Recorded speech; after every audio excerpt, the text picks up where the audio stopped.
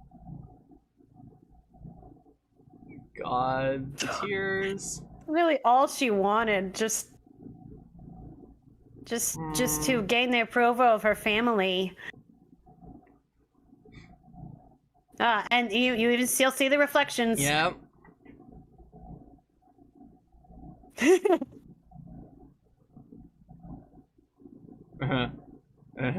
Grandma doing the thumb thing again. Mother. Yeah, and you know what I like about this is that this guy is rather just a bonus, right? It's like yeah. I mean, it's not like, oh yeah, she got the guy. It was like, no, this is more like, this is something extra that can happen. It's like, who says you can't save the whole country and also find someone who likes you for you? Yeah, right.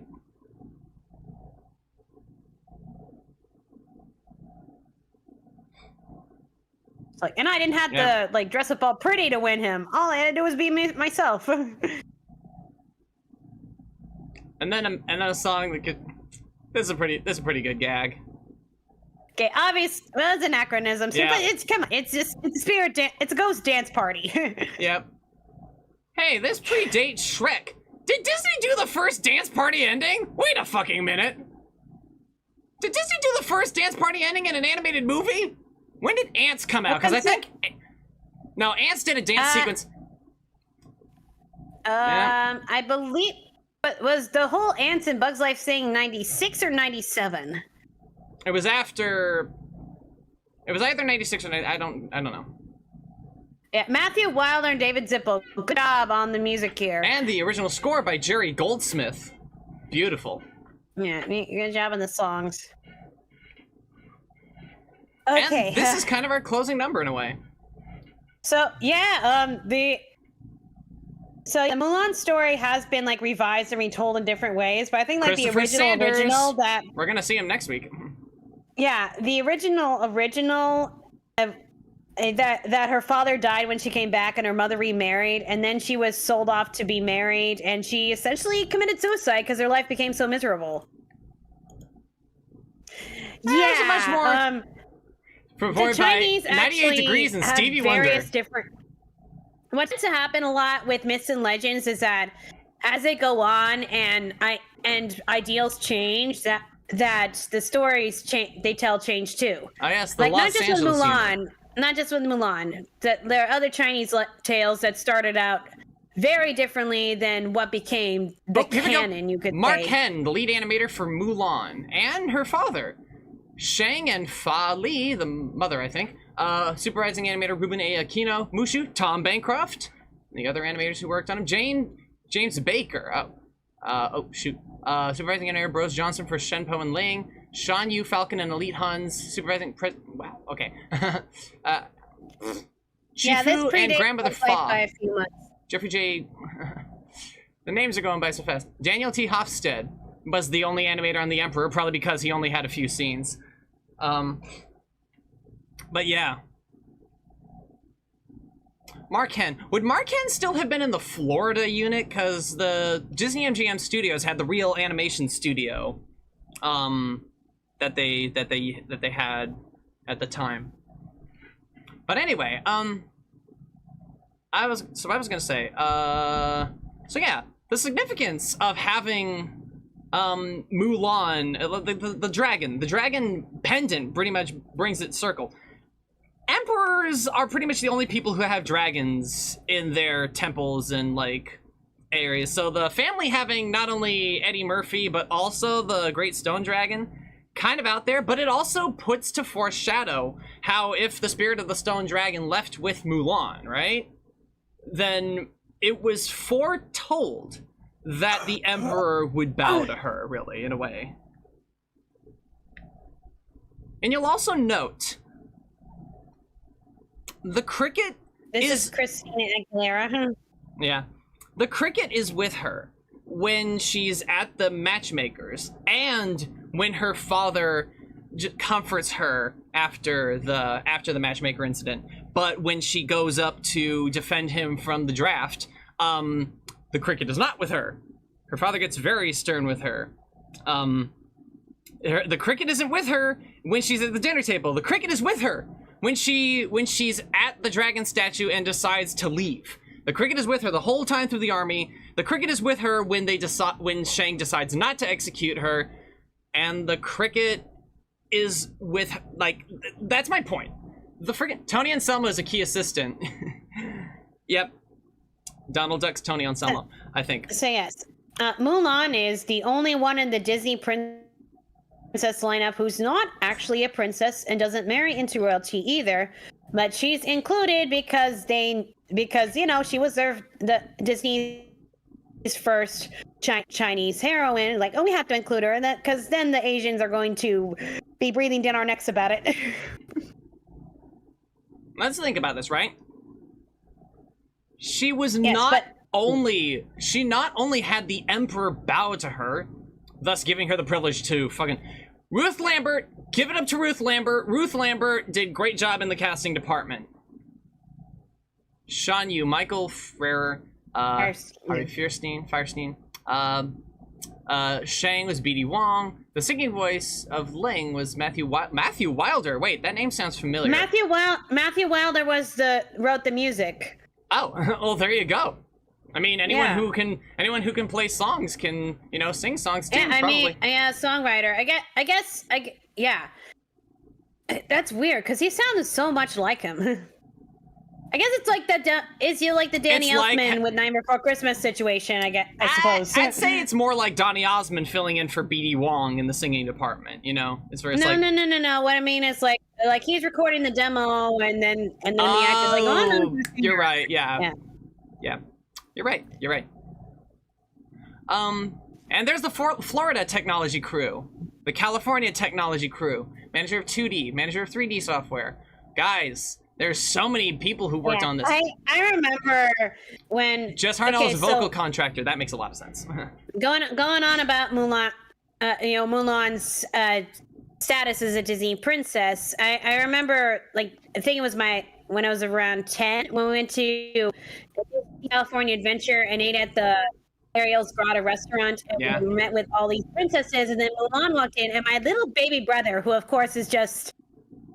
Well, not a baby brother, but my little brother, who of course is just like any stereotypical seven-year-old boy who's like, oh, I want to be top of princesses. But then Mulan goes, well, actually, I'm not a princess. I'm a warrior.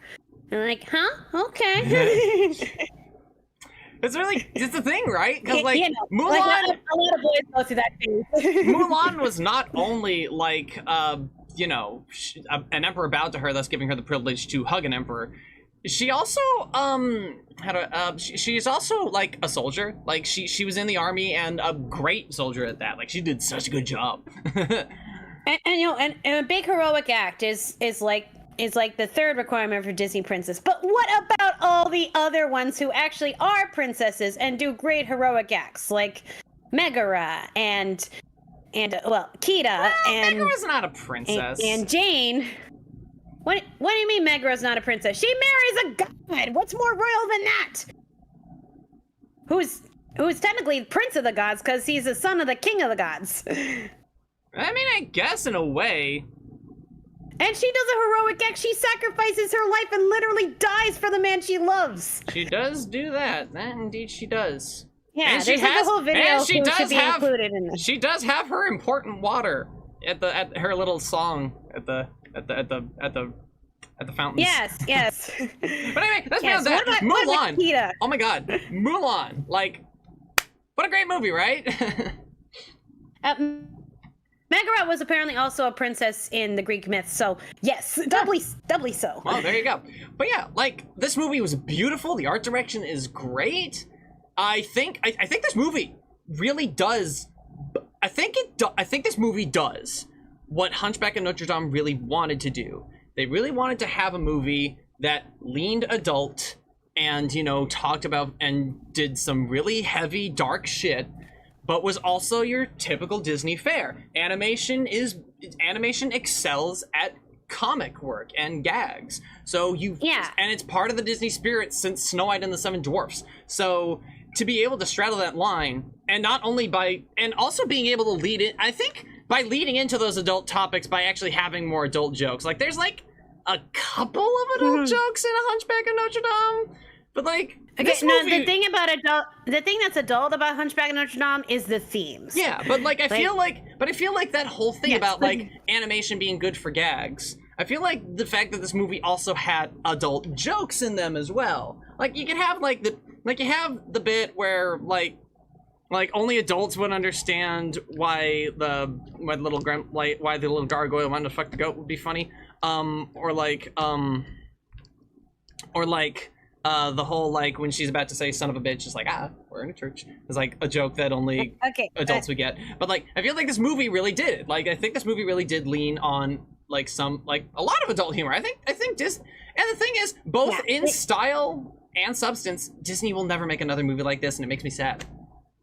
Yeah, it had the right balance of drama and comedy. Right. And I think, yes, it was definitely one that I really it was one I really enjoyed as a kid, and yes, of course, very important for little girls. So like, yeah. Sometimes you can find love, but also that doesn't limit what you can do. Right. And yeah, and as I'm gonna probably keep saying as we keep going into more and more comedic films from Disney, it's just gonna be just as true. Comedy lowers your emotional barriers, so the heavy stuff hits harder. You know, it's like you're laughing your ass off, and then you're about to cry when the sad stuff happens. God. But yes, for me, little girl, just a moment when Mulan goes up that pole and retrieves the arrow. That's just so empowering. It made this little girl want to do something amazing that day. Well, I'm probably never going to climb up a pole. I'm not that physically strong, but you're a certified lifeguard. That's got to count for something. Like, yes, but I'm not going to climb up a pole. No.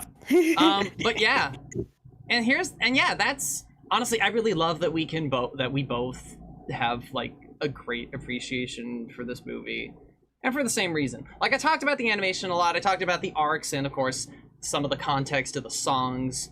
But also, like, ultimately, Mulan is at the center of it all. It starts out showing us war because she's gonna get herself right in the thick of it, but it's all her. She's the lead. She's the protag. She does things that no one ever thought she could. It's like, a woman could never do this. But when she's dressed as a man, you notice her achievement, and you aren't going like, what? You're just like, hell yeah, he did it. And that's why. And honestly, I think it speaks volumes that when you basically put the blinders on gender completely, that you see people's achievements for what they are. Because people can look at someone for their race or their gender or their sexuality, or any of those things, and look down on them for it. And when you put up blinders, you actually see them for who they are, and you realize, maybe I was, and in a way, like the trio, like the comedy trio. Maybe they realized, shit, we were like, we may have been like wrong in some way. We're not entirely sure how, but that's our friend. She's been with us this whole way. She saved our fucking asses. Yeah. And they don't try to flirt with her once they find out that she's a girl. Yeah, no, they don't. After all that gushing about wanting girls, it's like, nope. They changed their perspectives just from that knowledge that this is the girl who saved our lives. Yeah. And she's our friend. Okay, writer, that's not quitter talk. I've climbed a mountain twice and I hated it, okay? I don't like climbing. Well, keep that in mind. Right? I don't like climbing mountains either. All right. It's not really a matter of can't, it's just I hate it. Just don't want it. Same. But that's it. Yeah, honestly, what are your thoughts on the second one? Bullshit. Mushu is too mean, and like fucking. No, don't get me started about Mulan too. Like, what are the good things in that movie? The animation is beautiful, but it is not appropriate for Mulan. It would be great for an Aladdin sequel, just not Mulan, not a Mulan sequel. All I liked was that the goofballs found love, but That's it. That's it. Yeah, That's it. That's literally it. they were actual nice guys, but in the next movie they kind of become nice guys. So honestly, they get a little too like self congratulatory. It's like, oh, we were warriors in the army. We deserve girlfriends too. I've been taking women's studies.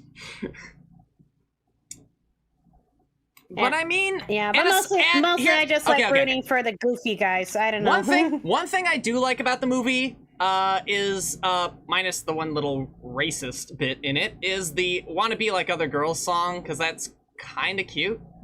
It's kind of cute. It's a peppy little song and it's kind of cute. You know.